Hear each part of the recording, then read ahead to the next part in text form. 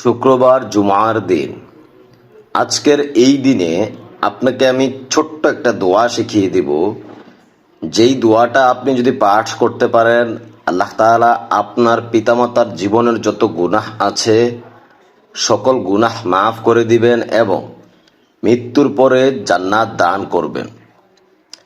আপনার পিতামাতা যদি জীবিত অবস্থায় থাকে তাও এই দোয়াটা খুবই কার্যকর, এবং যদি মৃত হয় অর্থাৎ মারাও গিয়ে থাকে তাও এই দোয়াটা পড়ে যাবেন ইনশাআল্লাহ। আরেকটা দোয়া শিখিয়ে দিব। জুমার দিন দরুদ শরীফ পাঠ করার দিন, বেশি বেশি জিকির আজকার করার দিন। মিজানের পাল্লায় সবচেয়ে ভারী জিকির যেটা, ওই জিকিরটা আমি আপনাকে শিখিয়ে দেব ইনশাআল্লাহ। ভিডিওটা মনোযোগ সহকারে শেষ পর্যন্ত দেখতে থাকুন।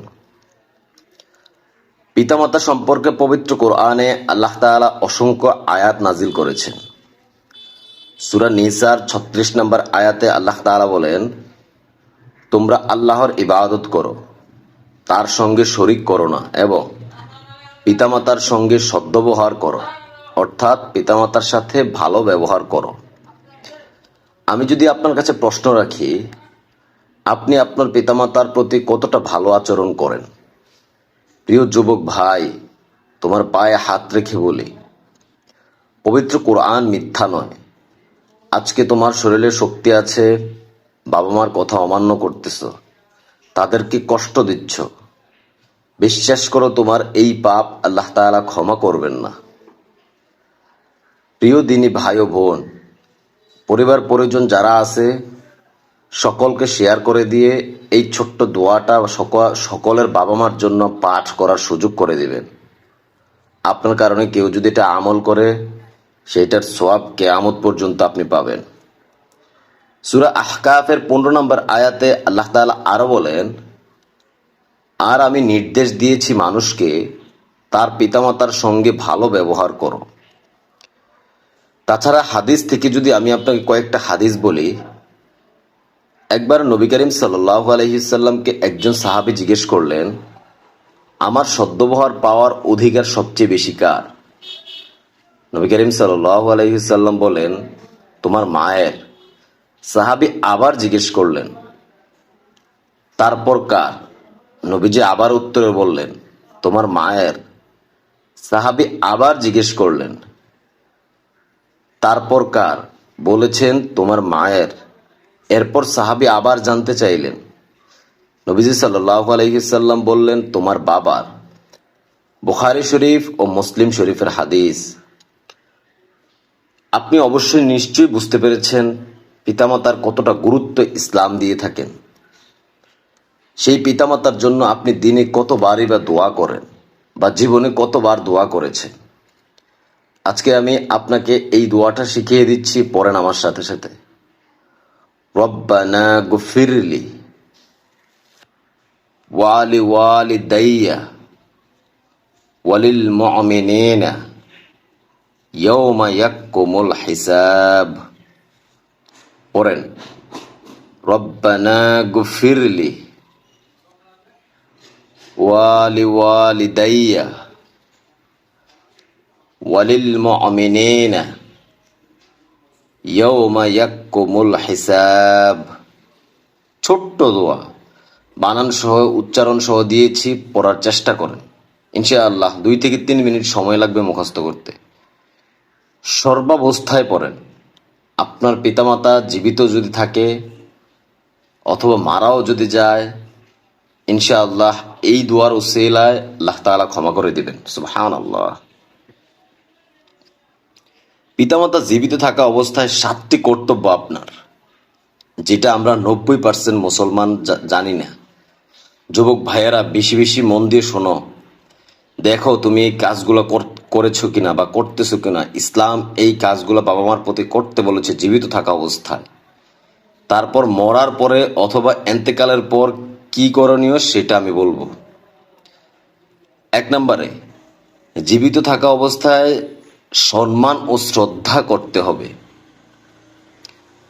২য় নম্বর, অধিক পরিমাণে ভালোবাসতে হবে।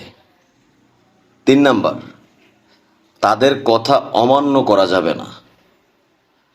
4 নাম্বার, যতটুকু সম্ভব সেবা যত্ন করতে হবে। 5 নাম্বার, তাদের জন্য সুখ শান্তি চিন্তা ও ব্যবস্থা করতে হবে। 6 নাম্বার, প্রয়োজন অনুযায়ী তাদের প্রয়োজন পূরণ করতে হবে। 7 নাম্বার, দূরে থাকলে দেখা সাক্ষাৎ করতে হবে এবং খোঁজ খবর নিতে হবে।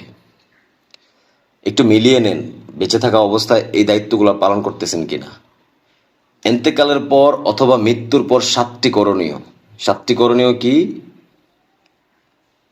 1 নম্বরে তাদের জন্য ক্ষমা প্রার্থনামূলক দোয়া করা, অর্থাৎ তাদের জন্য বেশি বেশি দোয়া করা। বাবা মা যখন মারা যাবে সন্তানের দোয়া তখন খুবই গুরুত্বপূর্ণ, কবরে গিয়ে সন্তানের দোয়া পৌঁছায়। 2 নাম্বার, ইবাদতের মাধ্যমে সোয়াব রেশানি করা, অর্থাৎ সোয়াব কামাই করতে হবে। 3 নম্বরে তাদের বন্ধু বান্ধব ও নিকট আত্মীয়দের সম্মান করতে হবে। 4 নম্বরে তাদের বন্ধু বান্ধব ও নিকট আত্মীয়দের সহযোগিতা করতে হবে। 5 নাম্বার, তাদের যদি কোনো ঋণ থাকে সেটা পরিশোধ করতে হবে। তাদের কাছে যদি কোনো আমানত থাকে সেইটা যারটা তার কাছে ভালোভাবে পৌঁছে দিতে হবে। 6 নাম্বার, যদি কোনো বৈধ ওসিয়ত করে যায় সেইটা পূরণ করতে হবে। লাস্ট 7 নাম্বার, তাদের কবর জিয়ারত করতে হবে। এই 14টা হচ্ছে বাবা মার বেঁচে থাকা এবং মরে যাওয়ার পরের কর্তব্য আপনার। রব্বুল আলামিন যারা এই ভিডিওটা দেখতেছে তাদের এই দোয়ার কারণে আপনি তাদের পিতামাতার জীবনের সকল গুনাহগুলি মাফ করে দিয়েন, আমিন। হে আল্লাহ, যাদের পিতামাতা অসুস্থ এই দুনিয়াতে তাদেরকে আপনি সুস্থতা দান করেন এবং নেক হায়াত দান করেন, আমিন।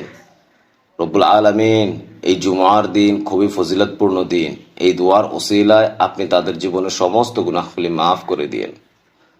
হে আল্লাহ, তাদেরকে মৃত্যুর পরে জান্নাত দান করিয়েন, আমিন। দয়া করে অবশ্যই কমেন্ট বক্সে আমিন লিখে যাবেন, কেননা কার দোয়া কখন কবুল হয়ে যায় তা বলা যায় না। আর জুমার দিন মিজানের পাল্লায় সবচেয়ে ভারী একটা জিকির আছে, সর্বাবস্থায় জিকিরটা পড়বেন। আমি শিখিয়ে দিচ্ছি, ইনশাআল্লাহ মুখস্থ করে ফেলবেন। অনেকেই বলবেন যে আমি তো এটা পারি, কিন্তু আপনি এটার ফজিলত জানেন না। এই আমলটা হচ্ছে কিয়ামতের দিন এতটাই ভারী হবে যা আপনি কল্পনা করতে পারবেন না। সবচেয়ে ভারী জিকির এটা। সেটা কি? সুবহানাল্লাহি ওয়া বিহামদিহি, সুবহানাল্লাহিল আযীম। আল্লাহর প্রশংসা সহ পবিত্রতা বর্ণনা করছি এবং মহান আল্লাহর পবিত্রতা বর্ণনা করছি। এটা আমার কথা নয়, সহিহ বুখারীর 6404 নম্বর হাদিস। চ্যানেলটি সাবস্ক্রাইব করে সঙ্গে থাকবেন। এরকম ছোট ছোট অনেক আমলের ভিডিও আমরা দিয়ে থাকি যেগুলো আপনার জীবনের জন্য খুবই গুরুত্বপূর্ণ। আল্লাহ তাআলা ইসলামের জন্য আপনাকে কবুল করে নিক। আমল করতে থাকুন। আসসালামু আলাইকুম ওয়া রাহমাতুল্লাহি ওয়া বারাকাতুহু।